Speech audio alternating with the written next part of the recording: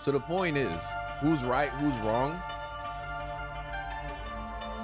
Who has more rights to that land? Honestly, bro, I really think it's it's just been free game. This is just old school, old-fashioned war. Warring over territory. And the Israelis are winning.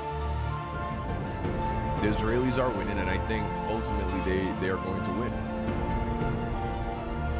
Are they right? Were the colonizers right in claiming this land we call North America from the Native Americans and from the Mexicans and all that, the people who inhabited, Mexico? Were they right? You know what I'm saying? This is just war, bro. This is just war. And so my only problem is when innocent men, women, and children are being slaughtered.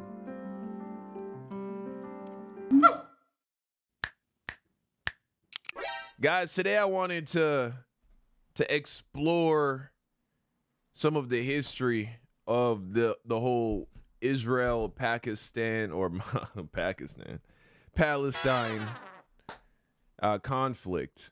I've noticed on Twitter the based take somehow is to be like, I'm pro Palestine.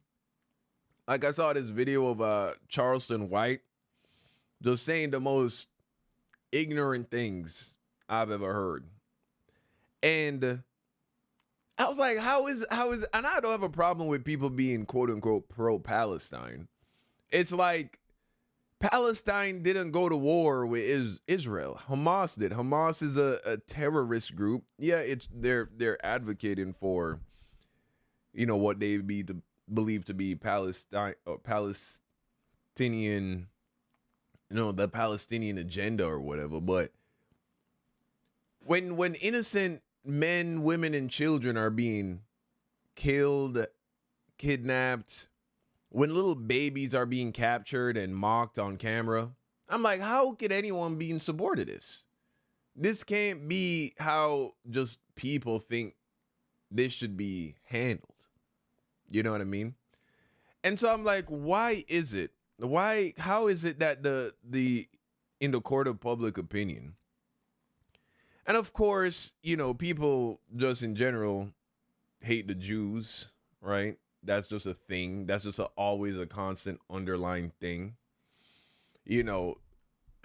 Say whatever, regardless on where you stand on who the ancient Israelites are, because that's a whole other conversation, right? These were the people that went through the Holocaust, right? These are the people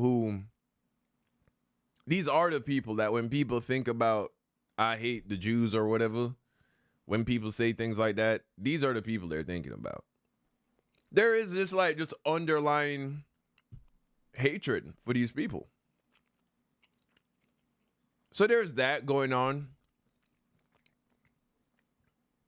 But I'm just like, well, how could I don't get it. How could the public opinion be, yeah, we stand with Hamas? Like, I'm pro, I'm standing with, because that's what people are really saying when they're saying I stand with Palestine, is that they're associating the Hamas attacks with Palestine. So you're saying you're pro Hamas, you're pro a terrorist, terrorists going into a sovereign nation and just gunning down innocent women and children. So I bought a book today that explained the history of the conflict. Today I wanna explore some of the history with you, via video. This whole war feels weird. Yeah. This does not end good. I am not a historian. I am not an expert on, I don't even know what is this, political science? However, just based on the information I was able to gather, reading this brief explanation of the history of the conflict, This only ends one of two ways from, based on just what I can see. Either Palestine will be suffocated. The Israelis will suffocate Palestinians out of Palestine. They are planting, uh, you know, encampments. They're building communities. Israelis are moving into Palestinian territory and building Israeli communities. And so they are slowly suffocating the Palestinians out of their territory. Or the greater Arabic nations around Israel will have to destroy Israel. There is no in between. I don't see a reality where they can coexist peacefully perpetually. Because the Palestinians are fighting for national identity. They're fighting to be recognized as a nation and to have complete freedom. Right now, they're under Israeli occupation, right? You have Israeli soldiers and powers controlling the Palestinian people. But on the flip side, they're doing it out of fear of, their own well-being. They are this small dot of, of Jewish people amidst the sea of Arabic nations. Many of them don't want them there. Most of them don't want them there. And Palestine could very easily become a strategic military, it's just, I could see how Israel is concerned that if Palestine was allowed to just run itself, it would only be a matter of time before Israel would be attacked by Palestine, with the support of all the neighboring Arabic nations. So it's a lose-lose situation. There is no way this resolves peacefully. I think what's most likely going to happen is they're going to suffocate the Palestinians out. The Palestinians will either have to submit and give up their national identity and become Israelis, essentially, or they're going to have to leave and become refugees in surrounding Arabic nations. Who's in the right? No one's, you can't. So here's the thing. Neither party is in the right. Neither party is in the right. Why? So essentially, this is my understanding. And again, I'm not an expert. I literally just read a book today and just like got a decent gist of what's going on. But anyway, who's in the right here with the Palestinian-Israeli war or conflict, however you want to call it? Neither are in the right. So what appears, okay, we're Christians.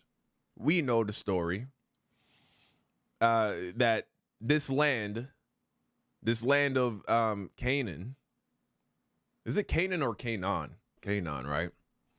So we know that the Bible teaches us that the land of Canaan was originally, under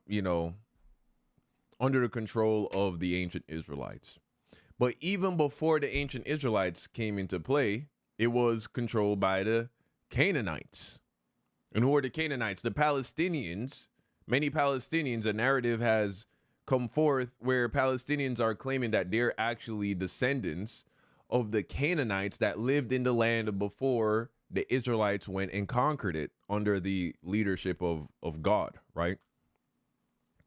So even when that argument comes into play, but then some people will say that Israelites, a part of the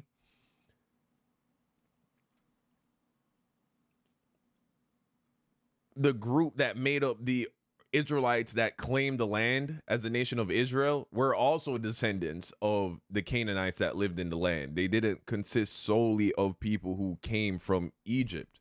Now, of course, that isn't the biblical narrative, so I don't go along with that, but that's apparently is another popular historical narrative. So really, when they try to play the game as who has original rights to that land, it's unfruitful. The Israelis will say our ancestors, the ancient Israelites, they had this land and we were exiled out of this land. And so we were returning to this land. This land is our birthright. But the Palestinians, they will say, well, the ancestors go back to the Canaanites who lived in this land before y'all came and took it. So we have just as much birthrights by that logic, we have just as much rights to this land as you do. But let's say they don't go with that narrative that they have rights to the land because they're descendants of the Canaanites that the Israelites, ran out of the land.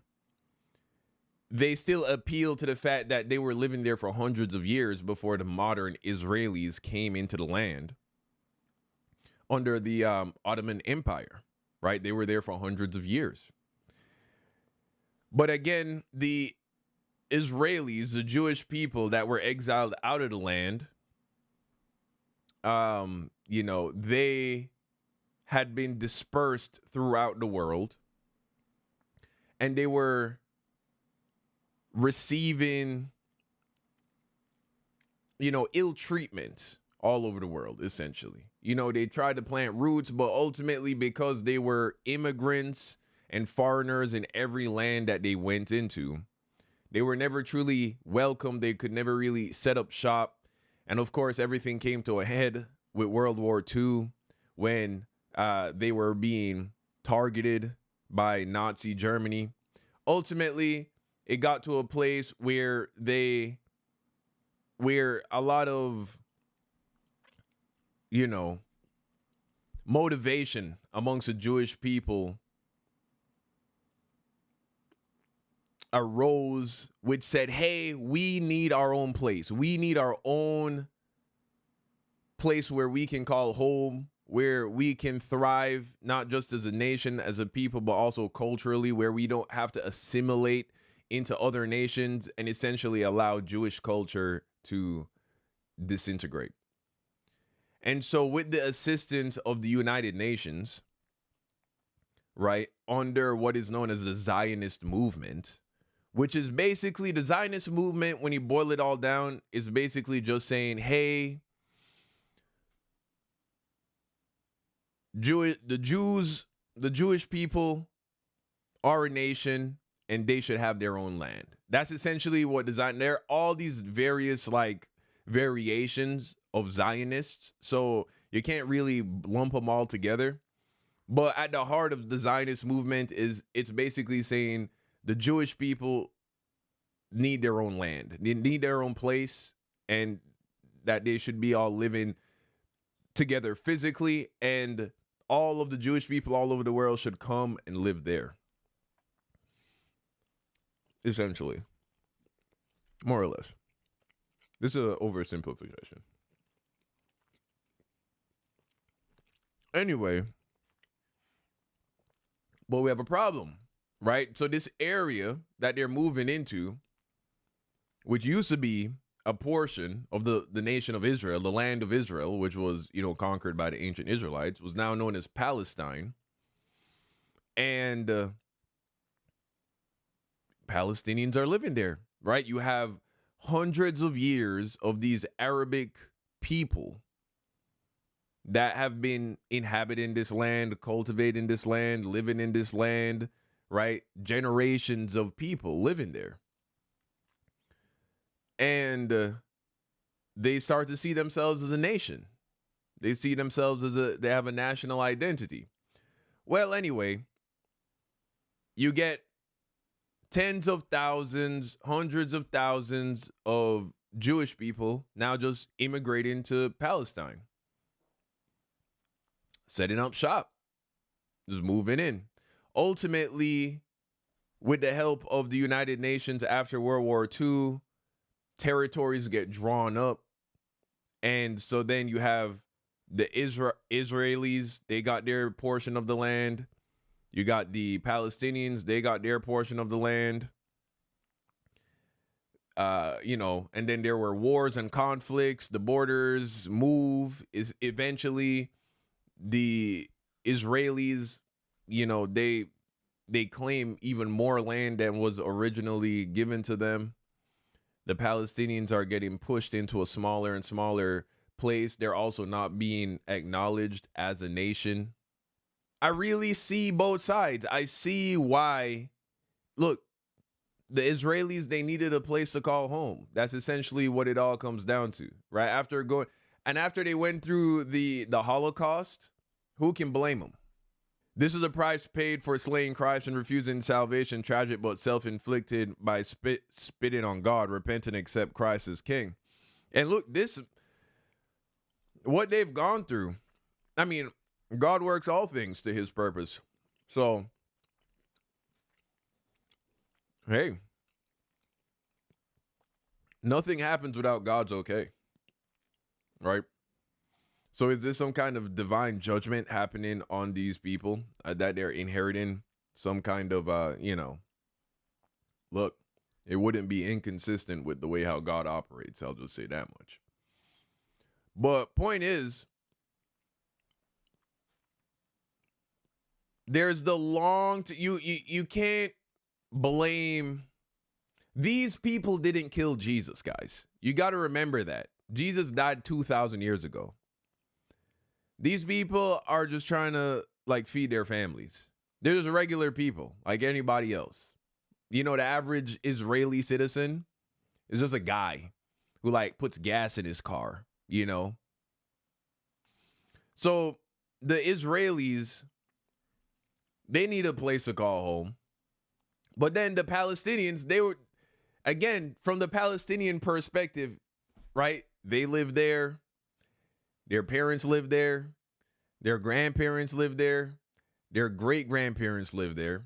And then now they're having this influx of, at the time, European Jewish immigrants coming into their brown Arabic land. And they're essentially just getting pushed out. They're getting pushed out and displaced and losing control of the land that they originally thought was theirs. So the point is, who's right, who's wrong? Who has more rights to that land? Honestly, bro, I really think it's just been free game. This is just old school, old-fashioned war. Warring over territory. And the Israelis are winning. The Israelis are winning, and I think ultimately they are going to win. Are they right? Were the colonizers right in claiming this land we call North America from the Native Americans and from the Mexicans and all that, the people who inhabited, Mexico? Were they right? You know what I'm saying? This is just war, bro. This is just war. And so my only problem is when innocent men, women, and children are being slaughtered. I mean, these are the casualties of war. I'm just saying, to me, it's nasty if anyone is going to be like, yeah, get them. You're not getting anybody. This isn't, it'd be one thing if this was just taking place on enemy lines on the battlefield. Then it's like, yo, bro, they're running the fade, bro. This is war. It is what it is. People will die on both sides. This is what they're trying to do. There is no way to resolve this conflict. But when you are gunning down people at concerts, you're capturing, raping, killing innocent women, killing innocent children, breaking into houses, blowing out little babies' brains. You're nasty. You're absolutely nasty. How could anybody support that? And so when I see Americans who could not point out the Gaza Strip as opposed to the West Bank to save their lives. If I showed you a map of Israel and said, point out the Gaza Strip and point out the West Bank, 99% of these people who are like going crazy on the internet couldn't do it to save their lives. So when I see these ignorant dummies being led like sheep to just be, oh, I stand with Palestine, supporting like terrorist attacks. It's like, what is going on here? What is going on here? Modern day Jews and Israelis did not kill Christ, yes, but they adhere to the same ideology. A modern day Nazi didn't do the Holocaust either. I mean, again, unfortunately, because so much history is wrapped up into this whole situation, people keep forgetting that these people are just like, first of all, if I'm not mistaken, a large percentage of Israel isn't even religious. I think it's at this point, the majority of Jewish people are not practicing Judaism. They that's how you have all these people who identify as Jewish that are literally running Hollywood and the music industry, and they're pumping out such, ungodly filth. It's because they're not religious. They just identify with their ancestry. So, yes, most Jews are secular. So that's what I'm saying. It's like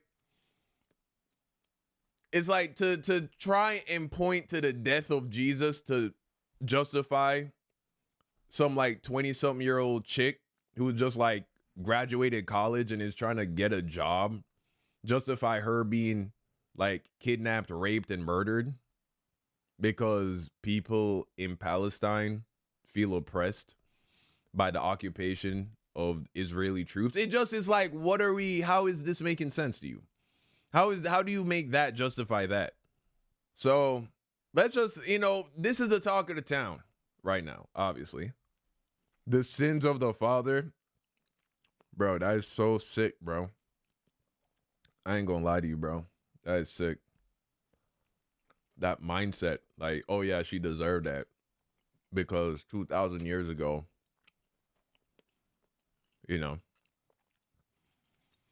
Well, at the end of the day, it is what it is, I suppose. All right, so let's watch a few videos on the topic.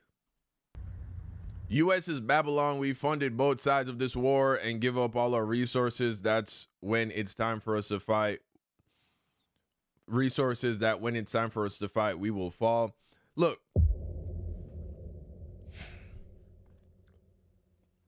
I think like you need to understand, I'm not pro either side. This is all Satan's little game that he's playing, right? And everybody's hands are dirty. Everybody's hands are dirty. I don't think this was a random occurrence.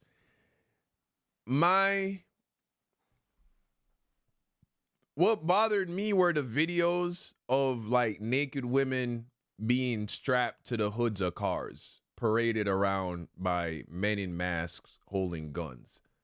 That's my problem with this whole situation. The people at the top of every government are dirty. The people at the top of every government is like, you know what I'm saying? They're all being whispered to by Satan. So I'm not like, yeah.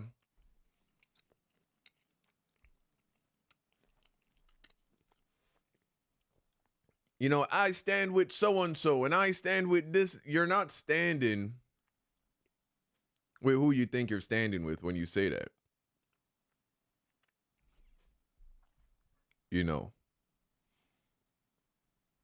I'm just appalled by the public narrative where it's like I'm just saying, how can you see these videos and be like, I'm with that. It's just, to me, it's just insane, man. This is the kibbutz of Be'eri. It's one of the worst affected small communities here along the border with Gaza. More than 100 bodies, more than 100 Israeli civilians killed here. Like, what did they do? You know what I'm saying? Those 100 dead Israelis, what did they do? The bodies of the attackers still lie on the ground. The vehicles they used still here too. Their powerful machine guns trained on ordinary families. More than 200 terrorists, hundreds of them killed in the kibbutz. But you know, it's not a war, it's not a battlefield, it's a massacre. Inside a home in the nearby town of Ofakim, bullet holes and blood. What did the thousands of dead Palestinians do? As far as I've seen from what I've read, Hamas brings that upon the Palestinians. I keep wanting to go between calling them Israelites and Israelis. As far as I've seen in the history, since Jews have been moving into this land, they have never once initiated a violent assault on Palestine. Their entire means of controlling that area has been moving into Palestine, setting up communities, and essentially, you know, suffocating the Palestinians. And I'm not saying that that's great. I'm not saying that, you know what I'm saying? I understand how that is aggravating and that causes Palestinians to boycott. And then in the boycotting, it causes the Israelis to quell the boycotts, and then that leads to the Palestinians getting violent, and then that leads to the Israelis retaliating, and the Israelis have just more power, you know, a more powerful military. They're more organized. They have, you know, I guess more financial support. I don't know. But the point is, it's never been what we see here, right? What we see here is Hamas just waking up one day and said, let's go into Israeli territory and slaughter innocent people. The Israelis have never done that based on what I've seen. So you can talk about the fact that more Palestinians have died. That is due to the fact that they are under the rule of a terrorist organization that does not care about the civilians of Palestine. They have no problem doing things that they know will result in a retaliation from Israel that will cause the death of innocent Palestinians. They don't care. So you cannot blame Israel for the thousands of dead Palestinians. You have to blame Hamas. You can't blame Israel. So that's like you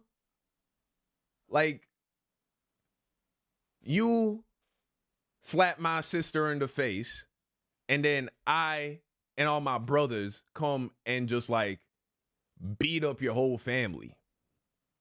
And then you mad that we did that. It's like, bro, why you slap my sister in the face? That's essentially how this gets here. So as far as I've seen from the history, never has Israel been the first to do something violent. CCTV cameras captured gunmen marauding around the neighborhood and opening fire.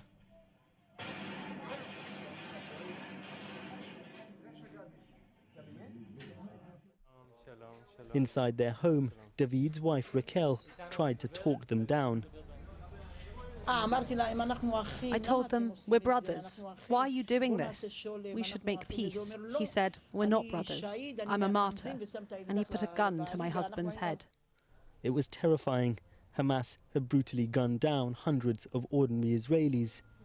But at times here, it was also surreal. Like when the militants demanded food and a neighbor dropped off chicken and rice. We gave them Coke Zero, and they said, no, we want Diet Coke.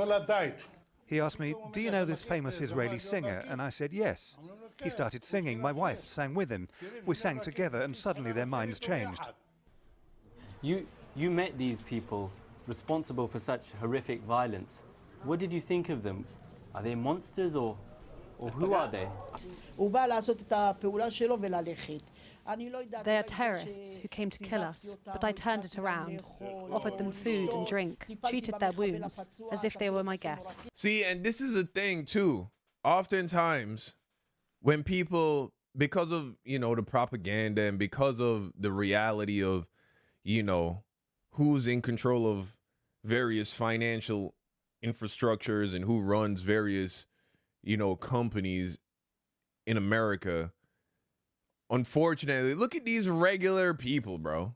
Look at these regular people in their regular home, right? They're not rolling in money. These people aren't controlling anything.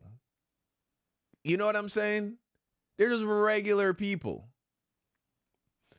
And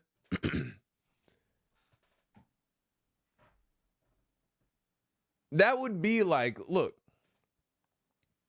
let's say Mexicans in Mexico felt as if they were the victims of some kind of oppression by the US government. And then Mexicans running into random people's homes here in Texas and just gunning them down as if that will accomplish anything. That accomplishes nothing. And all you've done is now just given a much stronger government with a much stronger military a reason to line you up. That's all you've done. And this is what Hamas is doing. Rothschilds run Israel. Look it up. That's what came from World War II. And that group could be CIA, just like Al-Qaeda and bin Laden. They keep talking about 9/11 times 10. That is, now you're getting into like Matrix level arguments. And I'm not going to say that that's not a possibility of, what's really going on behind the curtains. I don't know. Look, man, we know governments play dirty. All I'm saying is innocent people are losing their lives. Innocent people who are just trying to like keep the lights on and make, dinner. Drinking Diet Coke and whatnot, apparently. Yeah, it's just sad to see regular people just being so apathetic to innocent people just losing their lives. That just is weird to me, man. Daniel with a 20 piece. Now I think it's something like 40% of pastors in America are women. It's crazy. Shout out to Daniel with the 20 piece. Perfect. In Islam, their savior will rule for 7 years, be followed by their Jesus, who forces people to convert or die, then kills the Dajjal, who comes on the clouds claiming to be God's son with an army. That's the Antichrist for sure. Yeah, man. It's crazy how so many people don't have eyes to see. Could you imagine that, right? The Bible details who the Messiah is, Jesus Christ, and how he's returning. 600 years later, a guy comes up with a new holy book and essentially takes everything about who Jesus is, the Son of God, and his return, and says, yeah, that's gonna be the bad guy. And you know what? Is that supposed to be a coincidence? It's insane. From the bombardment of Gaza. Yeah, Nathan with a tenor. Perfect.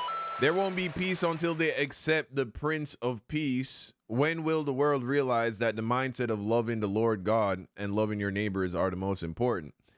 Yeah, here's the thing. This is the way it has to be. Jesus said there will be wars and rumors of wars, and this is just the way it has to go. They're never going to accept Jesus. Not until, it gets really bad. I believe, right, let me see if I can think of it. There's a passage in the Bible that goes something like like after the two prophets are killed, verse Revelation chapter 11. Let's see if we can find that real quick.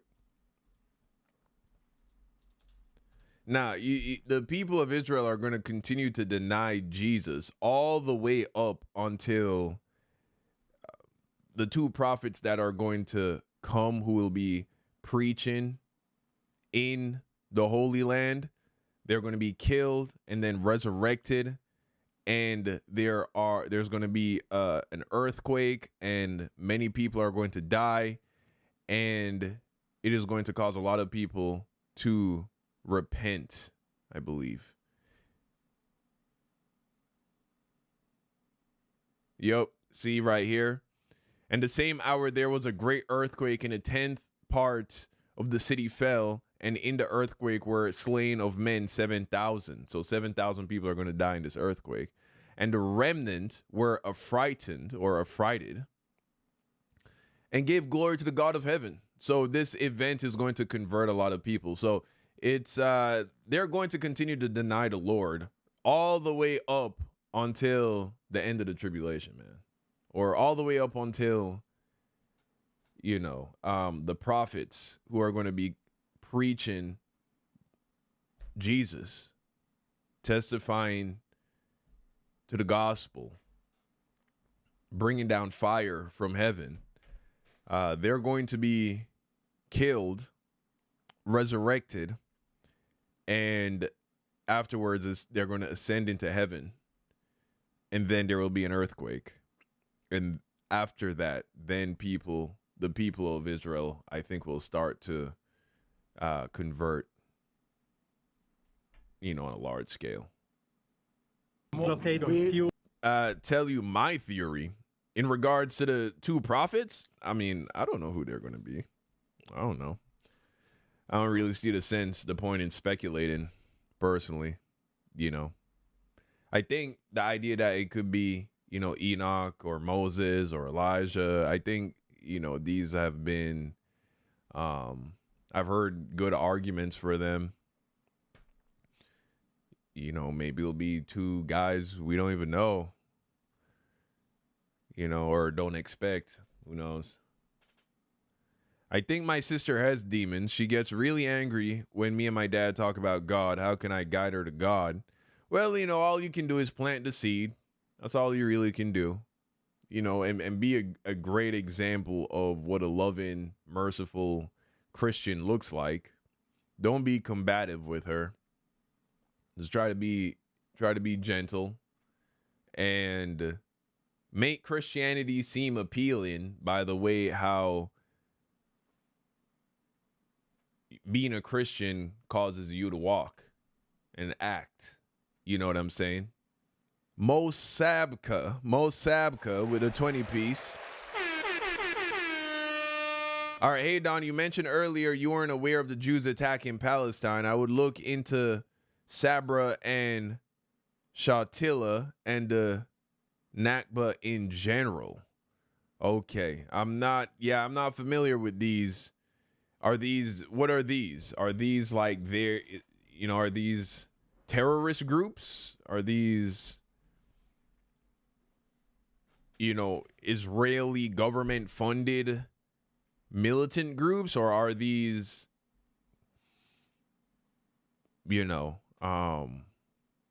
just small independent militant groups of Israeli extremists? Yeah. I mean, what's for sure is that I know all of this goes very, very deep. All I'm saying is, someone asked me earlier, what about the thousands of Palestinians who have lost their lives? And I'm saying that based on the history that I have seen, there hasn't been a single conflict that started with Israel throwing the first stone.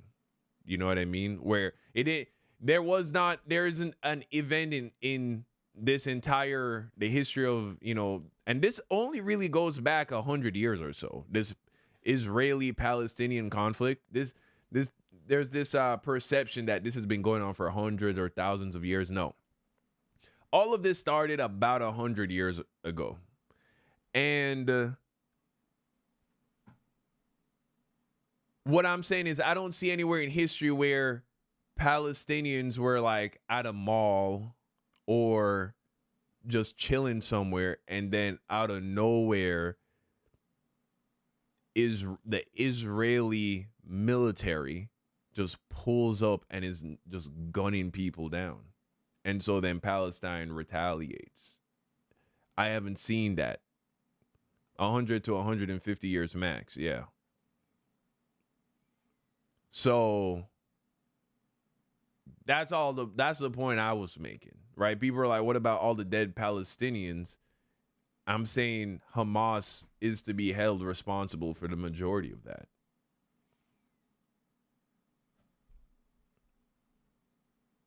Don, you got to look more deeper. And I do. I'm sure I do. I'm sure I do. We'll let's see here.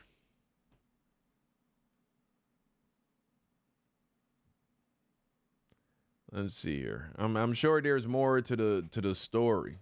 I'm trying to look up these names you put in your dono. I look up Sabra, I get hummus. Okay. What was the Sabra and Shatilla massacre? Between September 16th and 18th, 1982, a campaign of killing took place at the Sabra and Shatilla refugee camps in Lebanon. What happened was described by the UN as an act of genocide. With the backing of invading Israeli forces, a right-wing Lebanese Christian armed group called the Phalange attacked the Palestinian camps in Beirut. According to multiple reports, up to 3,500 men, women, and children were killed. For nearly 40 hours, civilians were raped, tortured, and mutilated. Oh, that's awkward. That's very awkward. That's not good. That's not. Well, see you guys later.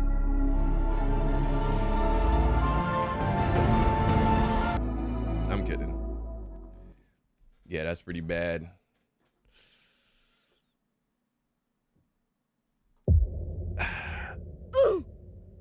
Well, I guess Israel they got dirty hands in this too. I guess that's the only conclusion we can come to there. Provoked international condemnation. The UN said Israel was directly guilty of involvement. An Israeli judicial commission concluded that Ariel Sharon was personally responsible and called for him to be dismissed from his position. He resigned, but in 2001. Yeah, man. Hey, look, there are a lot of moving pieces. Clearly, there are a lot of moving pieces. Clearly, still doesn't change the fact that hundreds of innocent people who were just minding their own business were needlessly slaughtered by a terrorist group. So, yeah. And this is why I don't say I'm pro this nation or pro that nation. I've never once said that. My problem has always been innocent people are being slaughtered, which accomplishes nothing. This was not an attack on the Israeli military. If that's what had happened, honestly, I would be like, bro, war is war. They're at war with each other. You know what I'm saying? It is what it is. You cannot invade another country and, be slaughtering the innocent people. Two wrongs don't make a right. Even if you can say that, look, there were points in times where it seems as if the Israelis were, being immoral or whatever. This conflict, this is the way that things are being handled right now, are not good. Nobody, Muslim, Arab, American, nobody should be pro Hamas. Nobody should be supporting, cheering for the death of these innocent people. That's the whole issue here. That's been my issue from Jump Street. This has accomplished nothing. Do you understand that? This recent incident has accomplished nothing for Palestine. Palestine gained zero anything from this. All they've done is justified retaliation from the Israeli military. And as a result of it, hundreds, if not thousands, of innocent Palestinians who are also just trying to mind their own business are going to be caught up in bombings and gunfire and wars, and and it's just going to be more senseless, needless violence. So there are no good guys, only people who want power, using and abusing innocent people, both Israel and Palestine. It just hurts Palestinians more since Israel has bigger guns. And that's a true statement. That's a true statement. And that's why you don't pick fights with guys with bigger guns, essentially. You know what I mean? Or if you're going to do it, attack the guys with the guns. If you're going to attack the guys with bigger guns, attack the guys with the guns. You don't win anything. You don't gain anything by attacking innocent women and children. Okay? You just don't. Going to dance parties and shooting up the rave, how is that accomplishing anything for Palestine?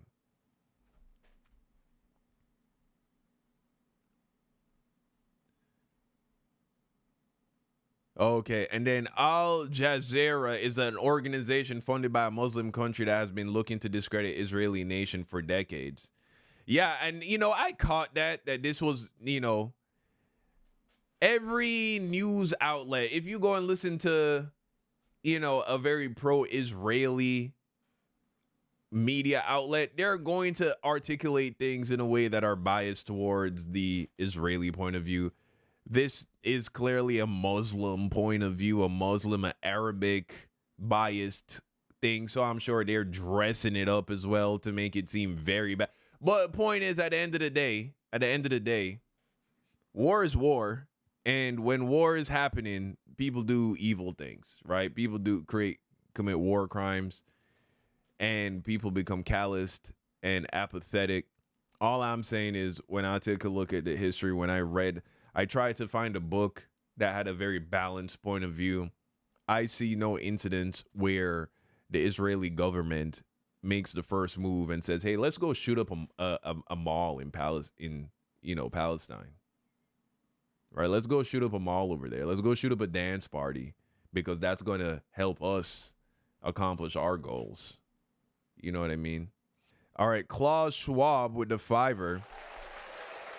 They're doing this to have an excuse to bomb them to oblivion and rebuild the third temple to introduce the synagogue of Satan. So you're saying that you believe that this is actually being done. This is some kind of what would you say? You don't believe that these are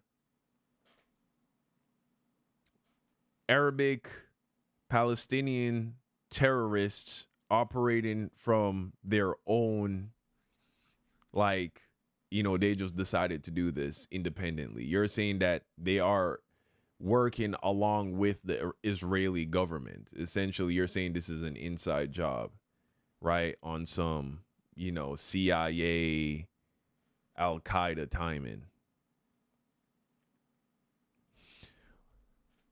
Well,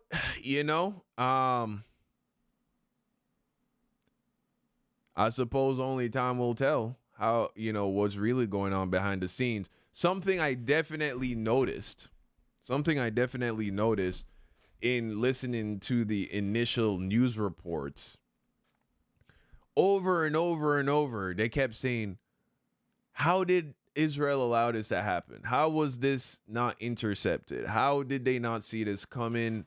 How could such a coordinated and violent attack take place and, on a holiday, an Israeli holiday, and nobody saw it coming? And then very early on, when the death toll was still under 100, they were already pushing this narrative that, oh, this is our 9/11. And I thought all of that was very interesting. I thought all of that was very peculiar. ultimately, we know that the Antichrist is coming. Ultimately, we know that for there to be world peace, fake world peace, there must be much war. There needs to be a lot of war going on for the Antichrist to come in and usher in world peace. So whether or not this is, you know, God allowing certain things to happen so that things, you know, will unfold as the Bible predicts it will unfold, whether or not God is allowing the evil within the hearts of men to do evil things, and this is not some kind of, you know,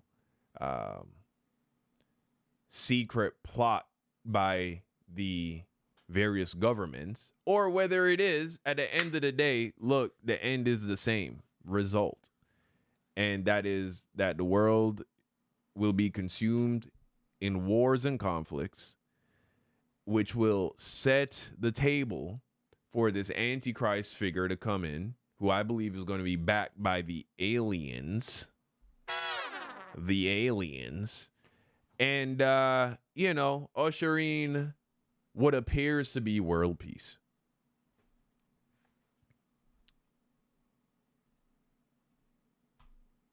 Right. And the mark of the beast system and all that. Cam with the fiver. Perfect. Syria technically joined the war because they fired rockets into Israel and Israel fired back.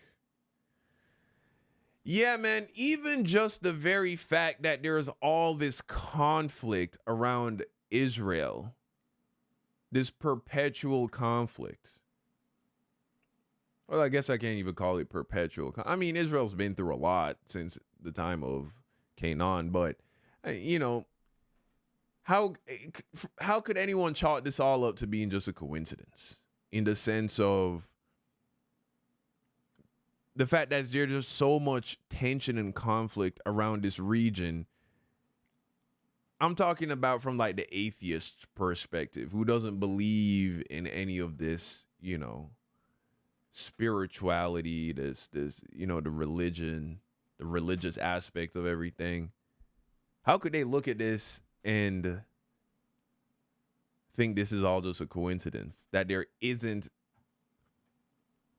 some kind of divine significance to this region? Such a small region. Guys, Israel is about the size of New Jersey. It's very small. It's very small. It's a very small piece of land. You know, the fact that it is, that the largest world governments are all invested in this one little piece of land. There are far more violent conflicts involving greater amounts of people happening all the time in Africa, in the Middle East. I mean, they're even, you know, their war crimes or their human rights violations happening at an egregious level in places like North Korea and China. Yet none of those issues, none of those conflicts gets nearly as much attention as what Israel receives. Such a small group of people, not the most violent. You know, it's bad. There are hundreds, thousands of people who are dying, but it's not the most violent conflict to happen within recent history.